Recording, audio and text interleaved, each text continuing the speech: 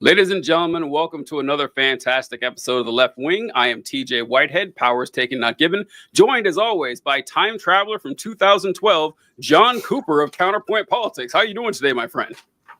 I am doing, I hope people are listening to this one on Spotify instead of looking at my terrible video quality right now. Apologies for the late start because my computer decided to just have a total fit. But yeah, we do what we do, TJ. Yeah, you know what happens. It's just recovering from the weirdness going on of the news and the economy today. It's affecting everyone, John. Everyone's taking it kind of rough. It's TJ. I have an announcement to make. Let's go. I want to make this very clear. I made a video last year about how I thought Donald Trump was a fascist, and I'm starting to maybe think I was wrong about that. Mm-hmm. And the reason for that is that fascists tend to be idiots. And Donald Trump, I think, is just so much of an idiot that he has appeared to be a fascist, and fascists have gravitated towards him. But any fascist authoritarian worth their salt wouldn't be this stupid. It is a mind-blowing amount of dumb. It is beyond my worst case scenario. Like what he's doing with like immigration stuff, we're at like, okay, this is what I expected going in. Even though I thought he would go with the tariffs in some way, shape, or form, I really thought that he would be talked out of that. And he seems dead set in getting these tariffs off the ground. And he really thinks they're going to work. And then they don't work. And he reneges and declares victory. It's very annoying to be doing this when the fate of the global economy hangs in the balance. It's incredibly stressful. I can't even predict an hour from now. I used to say I can't predict the future. I can't predict what happens in 5 minutes from now anymore, TJ. It's a real problem. Yeah, it is. It's annoying, honestly. Well, I think the number one thing I've learned from all of this is the president should not have the power to do this. No one human being should be able to disrupt literally the planetary economy at a whim. It's absurd watching what Trump's been doing. And I have a suspicion on this that his waffling back and forth on the tariffs and everything, I don't think the China tariffs are going to stick at all. The ones that, I guess we should mention what we're talking about is that Donald Trump implemented. Yes, in case you've been living under a rock. Yeah. Trump implemented blanket tariffs on essentially everyone, with the exception of Russia and North Korea, I believe, just with an absurd equation that they made look fancy by adding a bunch of Greek symbols and everything based on trade deficits we had. It was essentially arbitrary. Just massive tariffs on over 170 nations and everything. And of course, the stock markets have been tanking, and people have been predicting a recession because no economy, including our own, could possibly withstand this kind of assault. And this afternoon, early, maybe late morning, Trump said, actually, I'm backing off the tariffs now. And I'm going to put a 125% tariff on China. And I think he said he's dialing everyone else down to 10% across the board, which the market responded well to. It's dropped something like 5,000 points over the last few days. And now it's up about 2,000, I believe. So it's still down 3,000 or so from last week, last I checked. But it is rebounding a little bit. But when Trump put, I think it was 104%. I think yesterday he put 104% tariffs on China. When I saw that, I was like, okay, that tariff is not sticking. It's not. I don't believe it at all. It might as well be a 1,000,000% tariff. It is that destructive to the nation. Like, our economy cannot survive that. And China's raised ours to 84%. And it's just a stupid fucking game to him. I don't think it's going to stick. Yeah. So here's the thing, TJ. I don't think it's just a stupid fucking game to him. Like, I think that Donald Trump genuinely believes that America would be better off with zero trade deficits to any country. I think that he genuinely thinks deep down in his heart of hearts that we are capable of a fully internalized, self-sustaining economy where we don't buy anything from anyone else. I think that that is what he thinks is best. And I think he's going to keep trying to get us there. Like he has this idea. There's a video that he was talking to coal miners, I saw and that. he was like, yeah, no, I talk to coal miners. They don't want these other jobs. They want to mine coal, and it's like, no, no one wants to mine coal. No one in the history of the world has ever wanted to mine coal. People have to mine coal. They don't want to. People are maybe scared of losing their coal mining jobs because they don't know what else they can do. But that doesn't mean they want to be mining coal. But he thinks that we would be better off if everyone in America was manufacturing shit instead of doing all of the things that we have been doing our whole lives to turn us into the strongest economy on the planet. And he wants to reverse that. Like his goal, what he thinks is best, I really don't think it's about anything other at this point than he has this idea of what a good economy looks like that is detached from reality. Because nothing else really explains why he's still doing this. I get he wants to make strong deals and leverage people, and he doesn't think that he can win unless someone else loses. I get all of that, but the utter absurdity of this all, his stated goal isn't even we're negotiating for his stated most consistent stated goal is I don't like trade deficits. I want to eliminate trade deficits. They came out straight and said it. Hey, we don't care if Vietnam gets rid of its tariffs on us. We want them to buy as much from us as we buy from them, which is one of the most fundamentally stupid things. Again, Trump has said a lot of dumb things, but the idea that Vietnam is even capable of buying as much shit as we are just doesn't make any sense whatsoever. And every normal human on the planet would rather be the U.S. in that trade dynamic than Vietnam. But for some reason, he thinks Vietnam is pulling over a fast one on us. And you just can't reason with that. I know reason has left the building with Trump a long time ago, but there's no convincing someone that they're wrong about something they're so clearly wrong about. Yeah, I don't doubt that Trump does believe this based on what he said in the past. I've seen a lot of clips of him whining about this since, I believe, the late 80s. He's been talking about how upset he was about trade deficits and all. So, I mean, maybe he does believe it and everything, but I don't know what else he would have to see to say, okay, wow. Oh, then unless you have faith, he has trust in himself. This is going to work out. And Trump seems to be under the impression, and so do a lot of his followers and his MAGA cult, that they've bought into the propaganda that the United States literally can do anything it wants. A lot of people do seem to think that. They're like, okay, well, we can strong arm everyone to do exactly what our goals are and make them bend to our will. To an extent we can, but eventually we can't. And you can't. That's the main problem here, is that markets and businesses and economies, the one thing that they don't want is instability and unpredictability. If you don't know what Trump is going to do, for example, Trump, how often do they say, you know what we're going to do? We're going to implement these tariffs. Yeah, they seem draconian. They seem too strong. They seem overbearing, whatever. But it's all going to be worth it because it's going to bring all these manufacturing jobs to the United States. They're going to start building factories here. And this is bad news for me. I commissioned a factory to be built yesterday, and now the tariffs are gone. So what's going to happen to me now? I spent all that money, and that's going to keep happening. And so I think that people are just going to not buy the bluff anymore. It's I don't think you're actually going to go through with this, because the reason, well, actually, I'm sure you saw this, John, about why Trump ended up capitulating on this. And they had the reaction from the markets and everything. You had people telling this doesn't make sense. But then there was the bond sell-off last night. Did you see anything about that?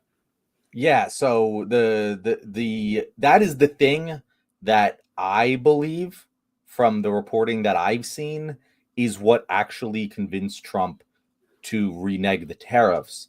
Because, for those who haven't followed this or maybe don't understand this as closely, the way that the U.S. gets money is by selling treasury bonds. And typically, when the stock market is crashing, the bonds become more valuable because people want to buy them. Because they are usually deemed as an incredibly safe asset. It's the same deal with the US dollar. Whenever the US stock market is tanking, usually people move their money to those valuable commodities like the US dollar, like treasuries that are going to be stable, or at least historically has always been seen that way. Last night, the valuation of the 30-year US Treasury bond was worse than that of the 30-year Treasury bond for fucking Greece. That is how bad the outlook of the US that is our entire system of currency, our entire government, the value that our economic word holds was lower than Greece last night. That doesn't just change because Donald Trump changed his mind about this tariff deal, giving it a 90-day pause. Nope. We are now hurtling ourselves towards the wall in a freight train slower than we were before. Like, we were about to jump off the fucking cliff. I don't think people appreciate enough just how much danger we were in. I went out and bought $500 worth of dry goods last night because I didn't fucking know when I'd be able to buy coffee at a normal price ever again. Like, it's that bad. And this instability, this inability to even explain what his plan is or what his goals are, or how his plan is going to help accomplish those goals, or how those goals are going to be beneficial to the American economy. Any of this, none of this has a coherent explanation. Because, and I want to address what someone said here, who said, I think Trump is trying to create conditions for a fire sale for the oligarchs. I will buy that maybe he's trying to do some pump and dump schemes and getting rich quick off of these, because he totally fucking did. If you look at trading today, about an hour before he announced no tariffs, there was a lot of fucking movement in a positive direction that seemed to indicate a hand was tipped. But, you know, I won't speculate on that too much. But, like, this isn't a plan. Like, I want everyone to be clear. He's not trying to shrink the economy so he has more control over it or whatever. That would be what a fascist would do. Like, the fascists are, like, that would make sense if he was trying to do that. I think he genuinely thinks what he's doing is good for the American economy. And I think that we need to analyze this moving forward with the idea in mind that Donald Trump is doing what he thinks is best for everyone. And that's honestly a scarier thought. Yeah. The 4D chess guy would be more interesting. This is Fox News discussing Trump right here. Let's go. Quite the moment, as you can imagine. The art of the deals all over the Twitter sphere right now, as people say. I mean, maybe this is the way he planned it. To John's point, Charlie, about the Treasury Secretary saying maybe you could say that he goaded China into a bad position for themselves. Well, don't retaliate. Things will work out well, he said. I mean, I want to tell you right now that Donald Trump outsmarted the world. Trust me. I'm an American. I support my president. But that's not really what happened here, from what I understand. And I know I'll get pushback, but here's what it is. First off, we should point out that one of the good things about this is that Scott Bessent is finally in the White House. He's finally leading this. I mean, up until a couple of days ago, it was Lutnick, it was Peter Navarro, the Commerce Secretary, the trade advisor, very much hawks. Now it's Scott Bessent, who believes in cutting deals as opposed to, just not just putting these tariffs out there and let's be a mercantilistic economy. That's number one. But number two, let's recall what happened overnight. And from what I understand, and I'm getting this from people that are talking to the White House, what happened in the bond market overnight, the spike in yields on the 30-year and the 10-year bond, which showed that people were dumping our bonds. And who are those people dumping our bonds? Japan, the biggest holder of bonds, was selling bonds. That's what I'm getting from some very big money managers. China, maybe to some extent, but it was largely Japan and others. If you have a mass sale of bonds, that means people are losing confidence in the U.S. economy, on the ability to do deals with us. And from what I understand, this is what forced the hand of this 90-day reprieve. Now, is it a good thing? Are people coming to the table? Yeah. But all right, I want to bring that up here because, John, I don't know if you've seen this, but what's been frustrating to me is the reaction from non-competent or dishonest conservatives who refuse to admit the truth on this. And where the entire time, these last, 36 hours, they have been saying this blanket tariff 30% or more on random nations and tariffs on islands inhabited only by penguins. This is great. This is going to bring manufacturing back to the country. The stock market doesn't matter. This is fantastic. I support this wholeheartedly. We're going to be a nation of people who either screw in the screws in iPhones or fix the robots in these factories. This is our grand plan for the future. The next day, when Trump reverses everything and backs down, they're like, I knew it all along. I knew it was fine. This is fantastic. That has been what's frustrating about this to me, is that they can't honestly evaluate what's happening here. What's good is whatever Donald Trump does. It doesn't matter if it's consistent, doesn't matter if it makes sense, doesn't matter if it comports with reality. As long as Donald Trump does it, they are all for it. And it is driving me insane. Oh, no, I lost you. Oh, hold on. You're muted. That's my bad. Oh. There we go. Tons of technical difficulties today, guys. Very much apologize for it. But yeah, TJ, you couldn't be more right. It's incredibly frustrating that they just refuse to be honest. Like this, there's no way to look at this and go, this is good. Because here, let me steel man this case. Yeah. Let's say that you agree with Donald Trump that what we need to do is make sure that we don't have trade deficits anywhere. It's stupid. I think you're stupid if you think that. But let's even say, for the sake of argument, that I'm wrong and you're right, and that is what is best for our economy. This is the stupidest way to go about doing that. Like, if you actually wanted to make that happen, you wouldn't be using ChatGPT to write the fucking algorithms that you're using to determine these trade tariffs. Like, you would be going about this in a more calculated manner. There wouldn't be, I don't know what's going to happen. Like, again, I work in marketing. What I do is far less important than literally the global economy, right? But when I present a plan to my client, I go, hey, this is what we're going to do. This is our goals we hope to achieve. This is how we're going to get there. And sure, it doesn't always go according to plan. But I then go, hey, this is the reason that things didn't work out the way we thought. These were the unknown variables. This is our new plan now for achieving that goal. What I just described is probably the process that everyone has in their jobs in some way, shape, or form.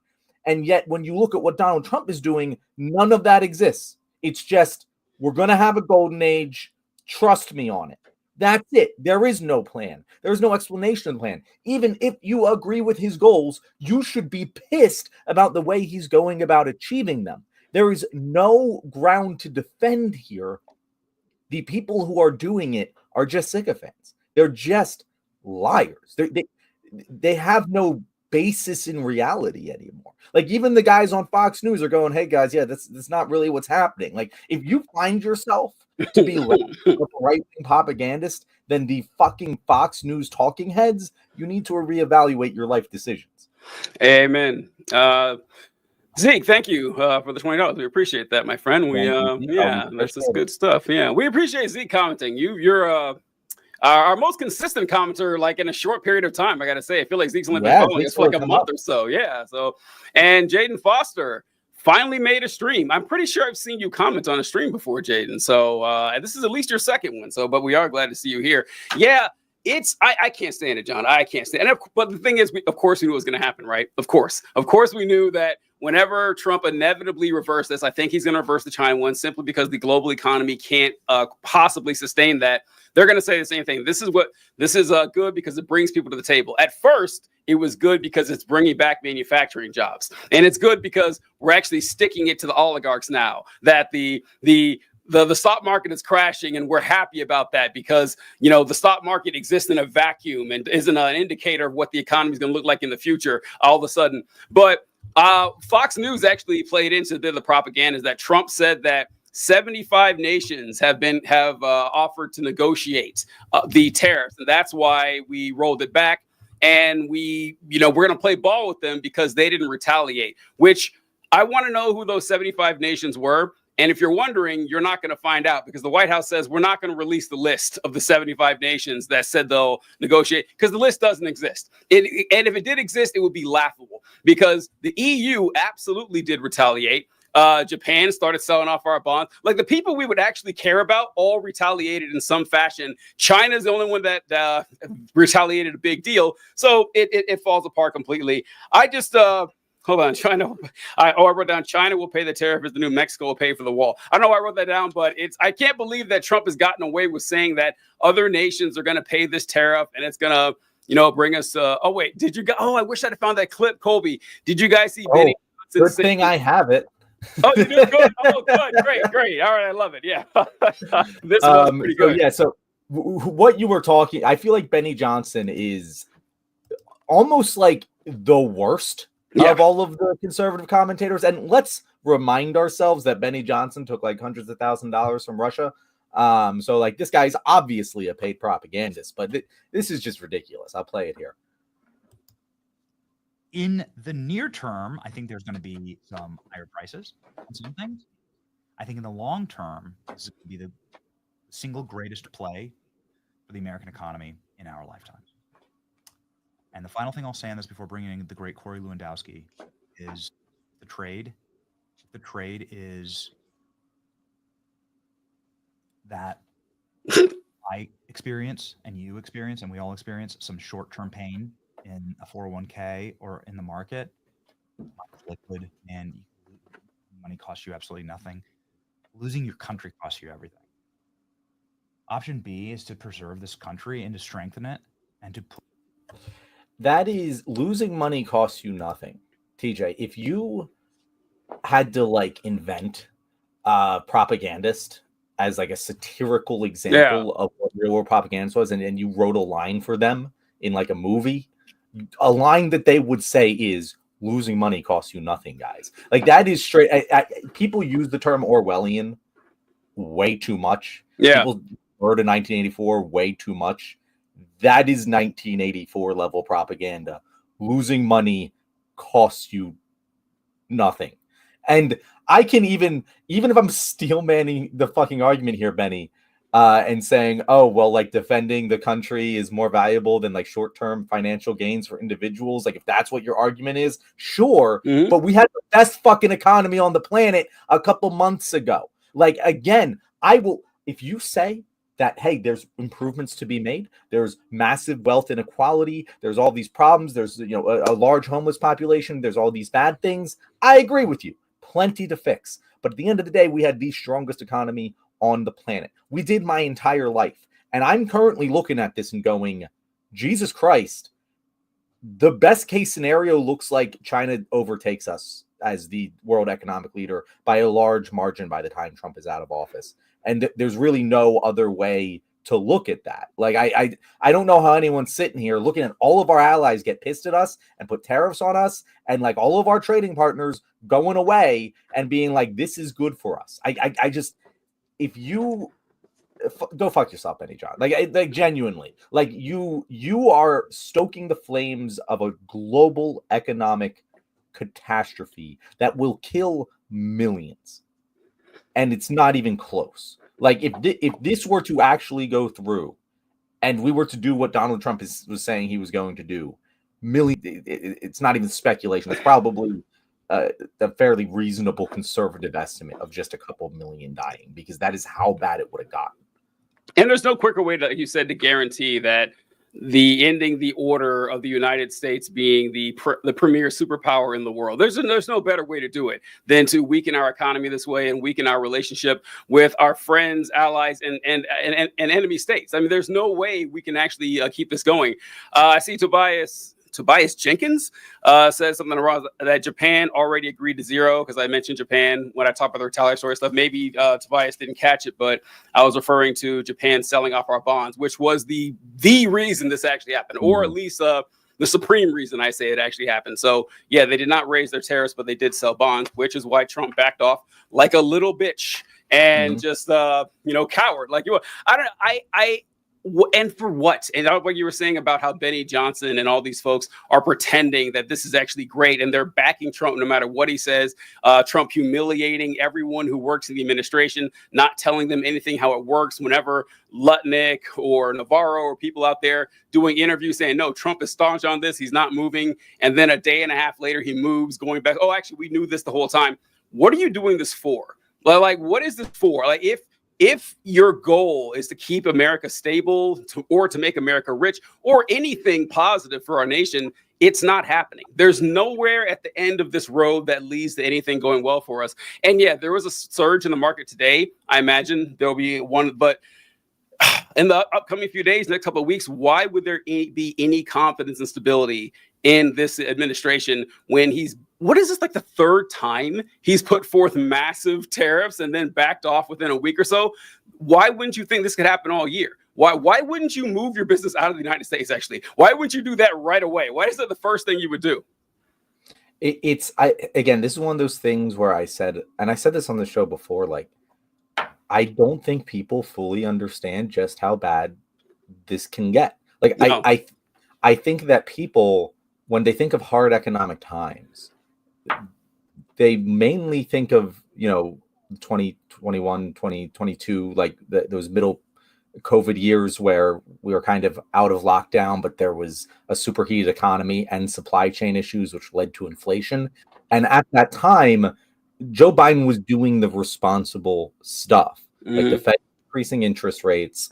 He was making sure that policy kept people employed, and we managed to have really low unemployment for such economic volatility. Again, me and TJ, in case anyone's new to the show, aren't fans of Joe Biden. I'm not saying this in a partisan way. I'm saying that if you look at our unemployment rates versus other countries during this time that experienced the same economic volatility, ours were better. And so people have this memory of, oh, inflation. I had to pay more for things. But what they don't have the memory of is not having a job during that. Imagine combining the unemployment of 2008 with the inflation of the COVID pandemic, and that's what you would have. And not only that, but you would also be paying 10 to 50 to 100% more for everything, because we are putting taxes on ourselves to pay for goods outside the country. And then not only that, but employers in this country are going to need to raise their prices they're just going to raise the prices that we are paying for the goods. So not only is the dollar deflating in value due to inflation, but everything is more expensive and people have less money to spend.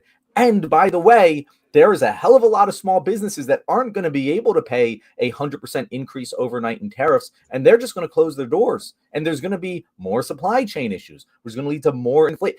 This cycle goes on and on and on and on. And I'm not being a doomsayer here. This is just what like basic level financial experts and economists are saying. Like, this isn't complicated shit here. And to top all of that off, even if we get through this, even if we get to the light at the end of the tunnel and we get out of this, Trump realized he was wrong, or we get him out of power or whatever, the entire world's confidence in us is permanently shaken. I don't know how other countries will want to seek to do business with us. They're going to try and go do business with China, who doesn't act like a stupid fucking idiot and try to crash the global economy on purpose. Yeah, there's really no silver lining in this cloud, if you ask me. And but I will try to add, a little cherry on the sundae here. Not only are we looking at a definite economic weakness going forward, but Donald Trump has announced $1 trillion military budget. Hear about that, John? I did hear about that. Great things happening with our military. We also essentially approved a budget, which is in the facility, you'll like to hear this, of $1 trillion, $1 trillion. And nobody's seen anything like it. We have to build our military, and we're very cost conscious, but the military is something that we have to build, and we have to be strong because you got a lot of bad forces out there now. So we're going to be approving a budget, and I'm proud to say, actually, the biggest one we've ever done for the military. Okay, this I wanted to add with what we're talking about here, because it's another example of the Republicans harping on something over and over and over again and not actually meaning it. Just like they were doing with the tariffs, like, oh, this is great. Their stupid arguments like, oh, so other countries can do tariffs, but we can't, as if we ever said anything like that. And saying that, well, Trump is the anti-war president, no new wars. Yet they all clapped like fucking seals whenever we started bombing Yemen. They love hearing Donald Trump talking about, the voluntary migration for the Gaza, the people in Gaza, and now the $1 trillion military budget, going to expand the national debt, not going to do anything about the deficit. You're not going to hear a word. You are not going to hear a word of complaint from 9 out of 10 Republicans. Or if they do complain, they'll say something to the effect of, well, yeah, sure, maybe I don't like the expanding of the America's national debt, but it just would have been worse under Kamala. There's just no consistency there, and we're going to be dealing with this for 4 more years. So here's the thing, TJ.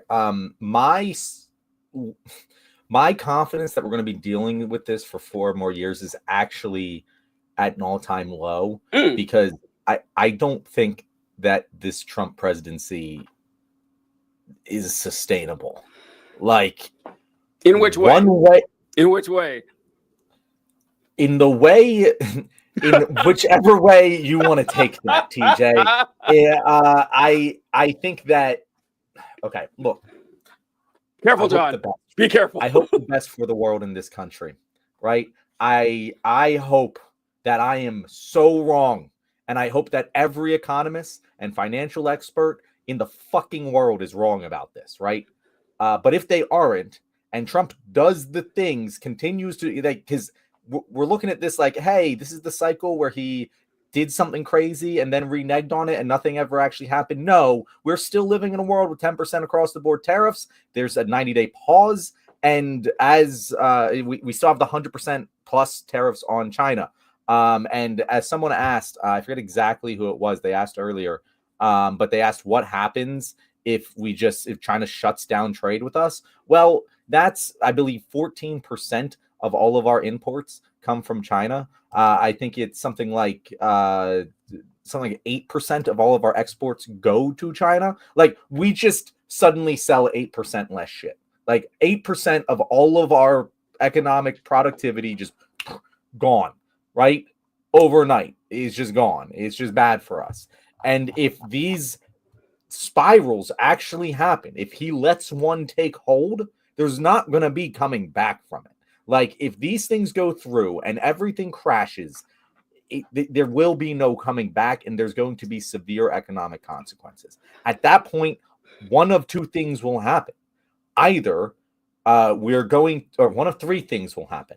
Either Republicans hold their fucking stance and just walk us through the worst economy that people have ever experienced in their entire lives for 2 years and get absolutely washed out come 2026, or and then we fucking impeach him. Like, I think if that happens, I think we will have the votes to impeach him. I think it'll be that bad for the Republican Party. Or they're going to see that coming and not want it to happen, and they're going to pass legislation that takes tariff control away from the president because they clearly can't trust him with it in order for them to continue their political careers. Or option 3, there's going to be so many people with nothing to lose that someone does something. Someone does the right thing. 2 people already tried, and conditions were way fucking better than they're going to be if all of this shit happens. So, again, I'm not saying anyone should go do or anything. I'm not endorsing anything. I'm just saying 2 people already tried, and it's just going to get worse. So, that's why I don't know. It's hard to predict anything with Donald Trump, but it's why I don't think it can actually happen. I don't think it can go through because even Donald Trump realizes when the stakes are too high and his bluff has been called. I mean, it happened just this afternoon with, Japan and everything. By the way, did you see how much of our national debt is owed by each country? Have you seen that since this came out? Yeah, it's a lot of Japan. Yeah, this is a fascinating thing because people love to complain. Well, conservatives, libertarians, they like to complain about the national debt. And they always talk about, what is it now, $32 trillion or something like that. We are $32 trillion in debt. And they always fearmonger this absurd scenario where some nation calls their portion of the debt and we don't have the money to pay them back. and the United States collapses or they go to war. Usually China, usually what they refer to as, they still talk about China. But yeah, if you guys want to know who actually holds this debt and where it's spread out, our foreign debt is divided primarily between 3 nations. And John is correct that the number one nation is Japan. Japan holds about $1 trillion of our debt. China, the big boogeyman everyone talks about, $759 billion. Now, that is a big number, but it's not, right? We spend more, like our military budget is more than that. $759 billion held by China, 723 by the United Kingdom, 424 billion by Luxembourg. I did not see that coming. The only thing that pops out with me here is that, John, I remember you talking about one show a long time ago. Someone mentioned that we were not actually the most wealthy nation in the world by capita, per capita. I think it was Luxembourg. And you made a joke like, yeah, I don't really care about the wealth of Luxembourg. It makes a lot more sense now. How we owe that tiny nation for, I got to look into this. Someone find out for me, why do we owe Luxembourg so much money? That's, guys, check the size of Luxembourg on a map. Is it bigger than Delaware? I don't know. It's a tiny little nation. But Japan is the nation that holds most of our national debt, as far as, or the nation that holds most of our national debt.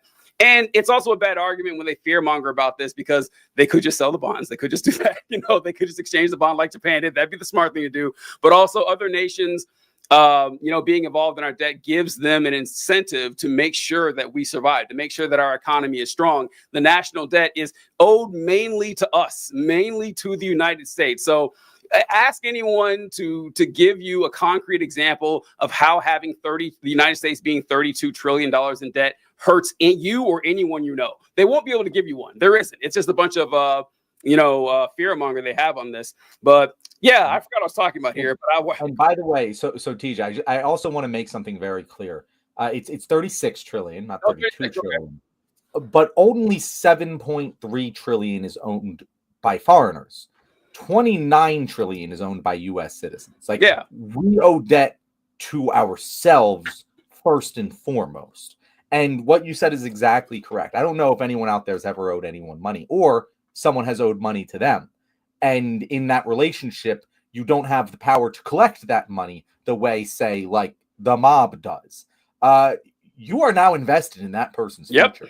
You want to make sure they're making good decisions so that they're going to be able to pay you back. You're not going to hurt them. They owe you money. You want them to succeed, so they pay you back. This is how trade works. We are reliant on each other. It is good when we owe people money, because it means they're invested in us.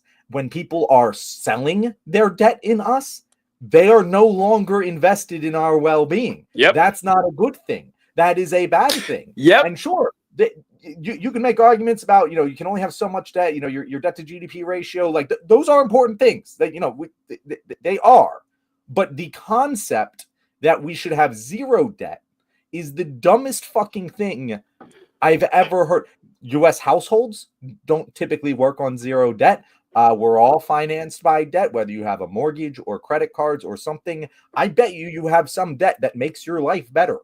Fucking companies don't work this way. Companies take on debt. It's a key part of building a financially sound company, is to have a lot of debt so that you can use that money to make more money than if it was just sitting there. That's the entire point of having a business or doing anything. It just it's frustrating. If you really believe that the United States should be run like a business, you should be fine with the debt. They say this all the time, that, it should be run like a business. All right, businesses have debt. Show me a business that doesn't operate on debt. If you're a business that has no debt, you're looking for it. You're like, okay, how do I expand? Like, what risk can I take to actually grow this operation? Back before we put our money on fiat currency, we were limited in how much money we actually had. Like debt was very hard to come by. And we realized how limiting that was for our economic force. Like, no, why would you want to do that? Like, that's why we went off the gold standard here. And I remember what I was saying with Trump and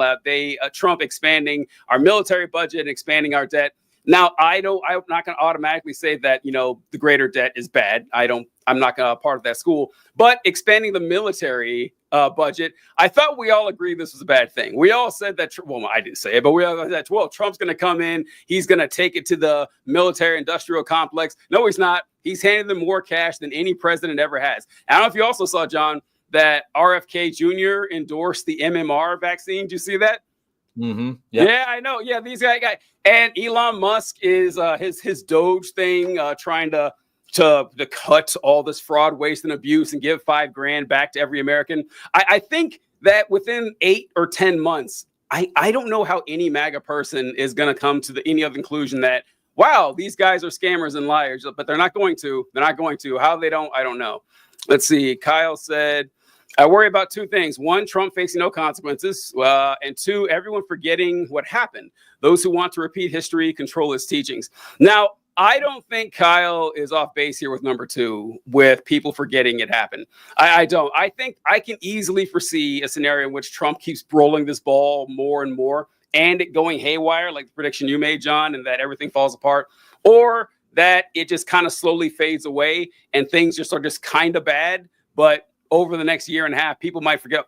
People might think, well, this is just our equilibrium now. Things just kind of suck. That's not impossible. I wouldn't bank on that as being the most likely scenario, but it's possible. And Garby the Cat says Trump sculpts action figures using his. You brought it up, TJ. You got to finish this one. Using his own poopies and sells them on Etsy after snorting grated Parmesan cheese off Elon's shaved chest.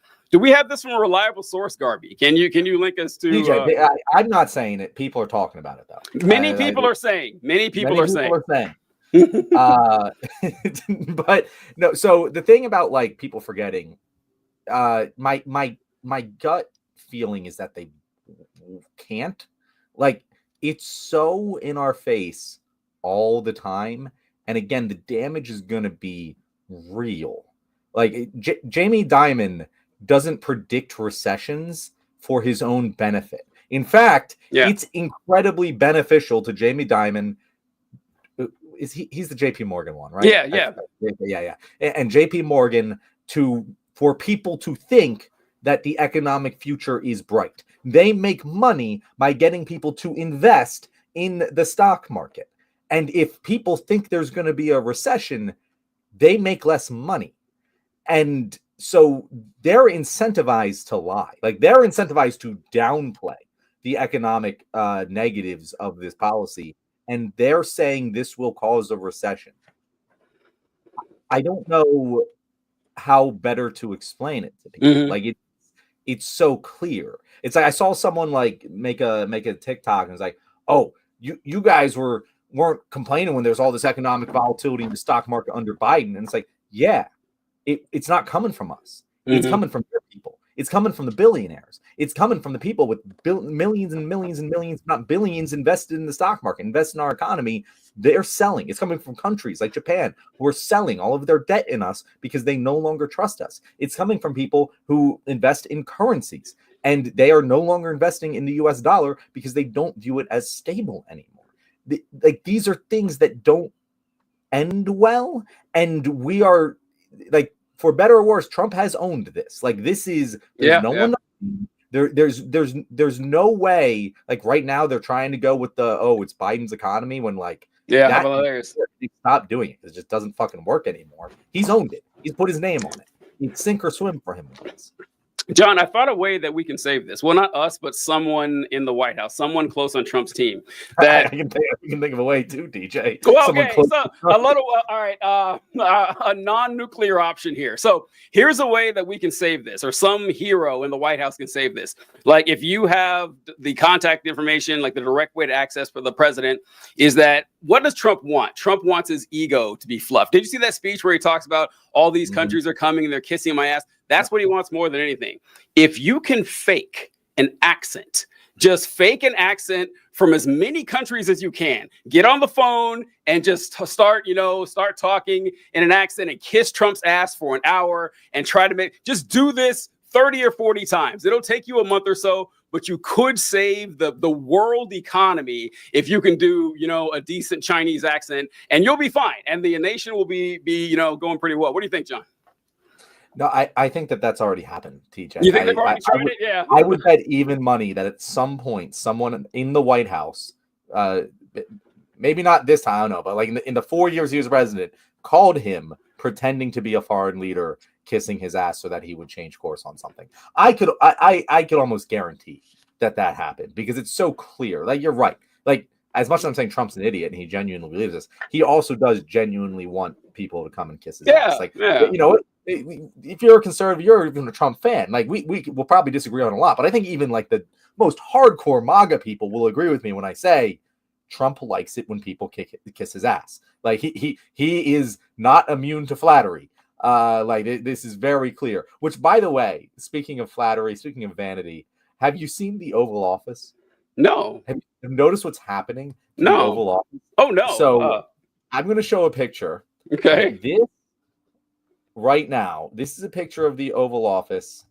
I can't get both one of these on the screen at the same time, so we'll just do it this way. But this is a picture of the Oval Office and during Biden and during Trump. And I want you to tell me if you notice the difference between these two images. Oh, let me see. I can't. Oh wow. Oh wow. No, I hadn't noticed that. Oh yeah, it's all gaudy like Mar-a-Lago now. It's literally it's a literal Gilded Age, DJ. Like, you can't make a better metaphor. He's decorating the place in fucking gold. He's putting gold decals on the wall. He's putting I hadn't noticed that. Marble. It's just a gold decal pasted onto the marble. Fucking, that's not like he's just like, let's make it more gold. Wow. Meanwhile, he's destroying the economy. Like, it's sickening. It's sickening. I hadn't seen that. That's so fucking tacky. Jesus. It's so tacky. And I know that we've always made fun of Trump for being tacky with the gold shit. But like, it's concerning. I don't know how you like see someone doing that, going to their resort to play golf while the entire global economy is fucking running haywire due to their policies, making more and more gold happen. And by the way, the other thing I want to mention, because someone mentioned in the comments that he looks like an Oompa Loompa again.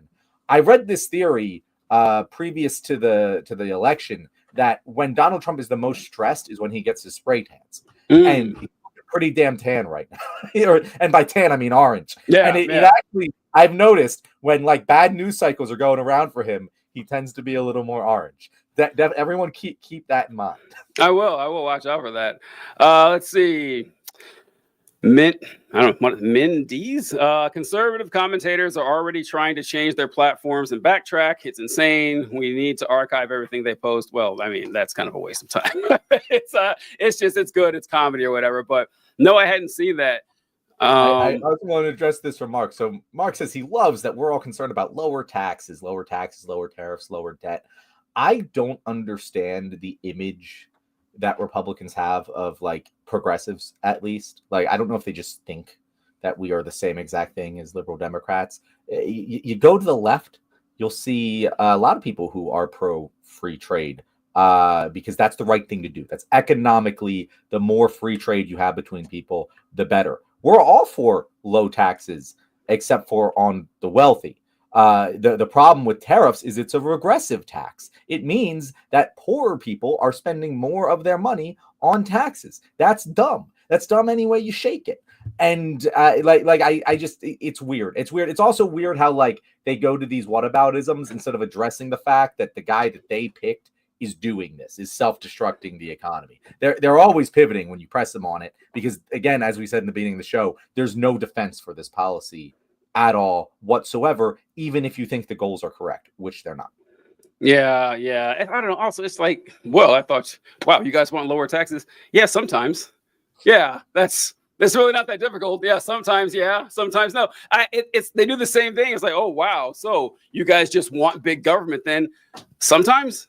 And sometimes no, I don't know. This doesn't seem overly complicated to me, right? Like, so saying that Trump putting blanket tariffs on the entire planet, some at 30, 40, 50%, 100%. Oh, this is kind of bad. Oh, well. Look at you wanting low taxes. It is a fridge temperature IQ take. That is like, holy shit. I mean, how do you even respond? I'm surprised you responded to that, John. I wasn't even going to. Better man than me. All right. I thought the GOP believed in free market. Well, actually, this is the reverse. What's the deal with the tariffs? But they actually do say that. That's the funny thing. Yeah. This is something. Okay, I'll calm down here. This is that's like my quarter year resolution to calm down and stop getting worked up about this.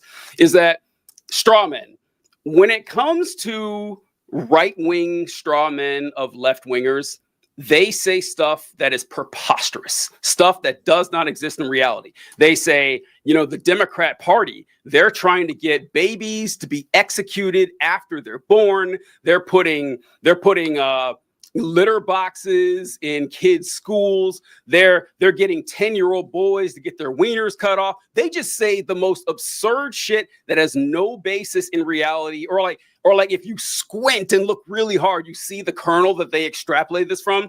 Our straw men are real. Like you will not find. They're the real men in charge. They're real. Yeah, they're the actual people. Like you do not have to look far to find a Republican who will say all abortion should be illegal, no exceptions. You can find that person. You can find power. In power. You will not find anyone who will say, yeah, if a baby's born and you change your mind, kill it.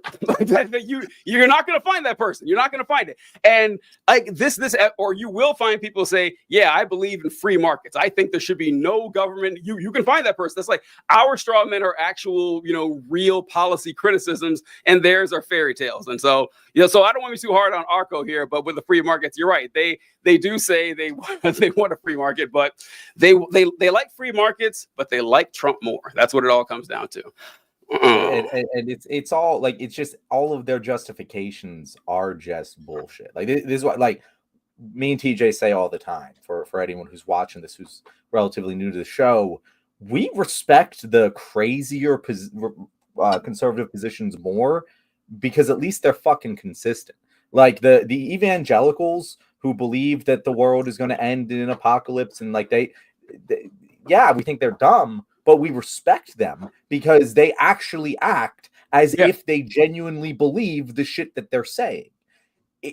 I can't even tell you what the GOP believes anymore. I don't know what they believe in other than Trump good. Yeah, it's honestly the criticism that they threw, the valid criticism that they threw out at a lot of like resist lib Democrats of Orange Man bad. Like that was a pretty valid criticism. It was confusing because Orange Man was bad a lot of the time, but you could critique the Democratic Party for that sort of messaging, or at least people in the Democratic Party. But like, I don't even know what they have besides Orange Man good. Like, I don't even know what their reasoning is anymore besides Orange Man good. Literally all they're saying now in defense of this is, oh, Trump's able to cut the deals. They're maximizing their leverage. What fucking leverage? What deals? They haven't even said what their goals are. There are no deals. Like what? Where are the deals? Like where are these deals coming? We had great fucking deals. We had the best economy in the world. What deals did we need to fucking cut? They keep saying this too. They say, oh, well, the tariffs actually worked because all these nations are cutting deals. You're telling me that dozens of nations, or the ones that we're economically vested in, they made deals with numerous cabinet officials and secretaries and advisors, all of whom have been on TV 5 hours a day the last 36 hours. You're telling me that happened? No, it didn't. It didn't. Trump was cornered and he backed down. And once again, glad it happened. It should have happened earlier. It shouldn't have happened at all. And he should have gone even farther. But you can't sit here and honestly tell me that this was the grand plan and we actually got something out of this. And I was going to mark here. Well, a business is looking to make a profit. A government isn't. Kind of different. Yeah, I don't think government should act like a business, Mark. I was making fun of people who do say that. I don't think we are getting rid of the debt anytime soon, but austerity measures will be around the corner. We've been doing austerity measures. When did austerity measures ever work? In the history of mankind, when did austerity ever work as an ideology? It fails every time it's attempted. You can't point to a country that implements austerity measures and it works. It well, it depends on what you mean by work. That's very important. So yeah, I mean by work, I mean it is beneficial towards the overall economy. That it grows GDP relative to their peer nations. Like we can set whatever fucking metric you want here.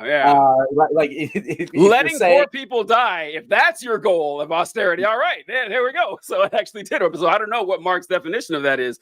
And Kyle says the litter boxes in kids' schools is actually because Republicans block gun control. Kids need a place to pee during lockdown. No, that's if I remember, I'm 90% sure on this, Kyle. The story about the litter boxes in school came because a lady was she shot a video for TikTok or something, and she was talking about measures they had during school shootings. The kiddie litter was for the blood. It was to clean up the blood. It wasn't for the kids to pee in, actually. But you know, the conservatives saw the kiddie litter. They saw teachers like, oh, well, and they ran with it. Next thing you know, Joe Rogan. Oh, my God. Tomorrow, John, did you see on Kill Tony show or whatever that they had that Elon Musk impersonator next to Joe Rogan? No. Oh, it's a great clip. It is a great clip. It's real, huh? No, I didn't send it to you, but I was wondering if you'd run across it. But it's a really funny clip of this guy impersonating. You had an Elon Musk impersonator, and Shane Gillis did Donald Trump, and then you had a guy impersonating a Robert F. Kennedy. But they had the Elon Musk impersonator sitting next to Joe Rogan, and he was nailing it and making fun of Elon Musk. And Joe Rogan looked like a scared little boy. Joe Rogan was scared the entire time looking at this guy because he didn't laugh one time, although it was hilarious. We got to bring that up tomorrow. Who is our guest tomorrow, by the way, John? Our guest tomorrow is the buff anime nerd. Who's the best kind. Yeah, exactly. He's another ex-military guy. I don't know exactly which branch.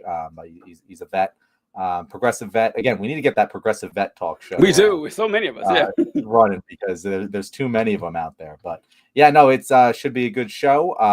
This is our Q&A show that we usually run on Tuesdays. It is a Wednesday because we were not able to film yesterday, but moving forward, this show will be on Tuesdays at 6:30, and we will have our normal Thursday show at 6:30 to 8:30 tomorrow. TJ, anything to wrap us up with before we go? Nope, I think we covered it all. We appreciate you guys and look forward to seeing you tomorrow.